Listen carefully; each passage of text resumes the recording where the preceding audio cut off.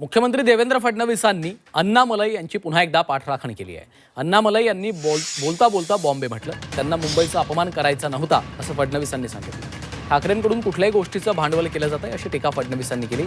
तर ठाकरेंच्या मदतीची गरज भासणार नाही, भाजपला बहुमत मिळेल असा विश्वासही त्यांनी व्यक्त केला आहे. अण्णामलई राष्ट्रीय नेते नाहीत, ते बिचारे त्या तमिळनाडूचे एक नेते आहेत. इथल्या तमिळ लोकांनी बोलवलं म्हणून या ठिकाणी आले आणि अनेक वेळा आपल्याही तोंडी मद्रास येतं, मद्रासी येतं. आता तिथे चेन्नई म्हणायला पाहिजे, मद्रास नाही येते, ते मद्रासी कोणीच नाही आता.